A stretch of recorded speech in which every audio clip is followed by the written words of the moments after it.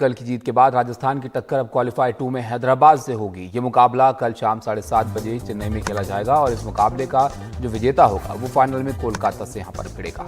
राजेश जी, इस मुकाबले की अगर यहां पर बात करें तो अब हैदराबाद काफी अच्छा खेली है, राजस्थान तो शुरुआत में टॉप पर ही रही थी। अब यहां पर आगे आपको क्या लग रहा है, कौन सी टीमें यहां पर मजबूत लग रही है?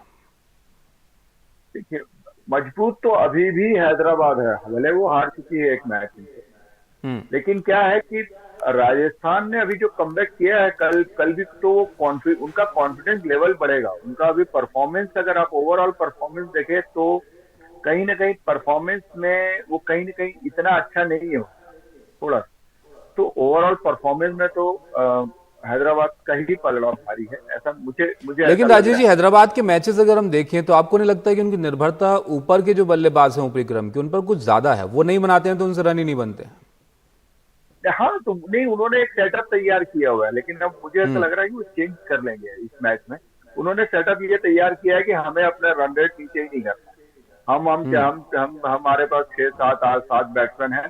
हम पूरे के पूरे बैट्समैन जाएंगे और हम सिर्फ मार के खेलेंगे और हमारा रन रेट इतना होगा, वो हम्म। फिक्स किए हुए हैं।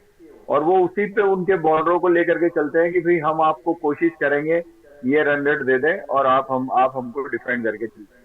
ये उनकी जी। स्ट्रेटेजी रही है, जिसमें वो फेल हो गए, पिछले मैच में फेल हो गए। लेकिन मैं नहीं समझता कि वो चेंज करेंगे।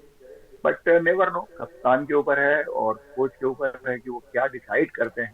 चेन्नई की पिच कैसी है, राजस्थान के बिल्कुल, उनके क्या डिसाइड करते हैं कंपेरिजन। ये जो देखना होगा। लेकिन मीनाक्षी, अगर इस मुकाबले की हम बात करें तो जिस तरह की बल्लेबाजी हैदराबाद के बल्लेबाज करते आए हैं तो टीम तो यही सोचते होंगे सामने वाले की ओपनर्स आप आउट कर लीजिए, उसके बाद तो आप मैच में भारी हैं।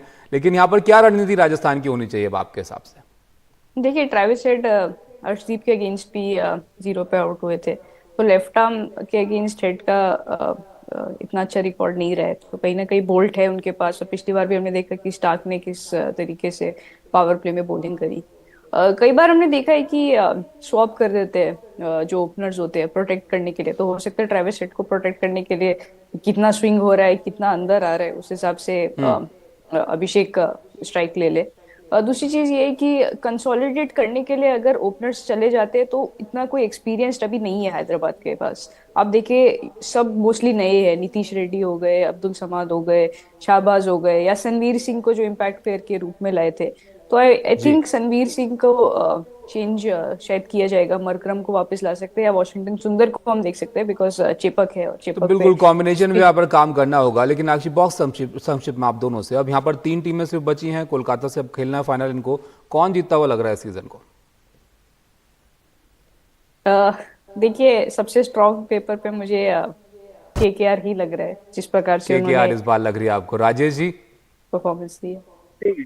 स्ट्रॉन्ग में तो केकेआर है, लेकिन एक बात बता दूं, अगर हैदराबाद कल जीत गई तो हम्म। हैदराबाद के भी चांसेस 50% बढ़ जाएंगे। ये मतलब फिफ्टी बिल्कुल, फिफ्टी का हैदराबाद मैच अगर है। जीत गए तो उनके भी चांसेस यहाँ पर हो सकते हैं। हैदराबाद के बल्लेबाज जब अपने फ्लो में होते हैं तो फिर सबकी नजरें वहीं पर होती हैं। बहुत शुक्रिया आप दोनों लोगों का हमारे साथ जुड़ने के लिए इस चर्चा में। तो अब देखिए, बिल्कुल आखिरी पड़ाव पर ये टूर्नामेंट यहाँ पर पहुंच गया है। अब देखना होगा कि यहाँ पर कलकत्ता की टीम से फाइनल मुकाबले में कौन आमने सामने होता है।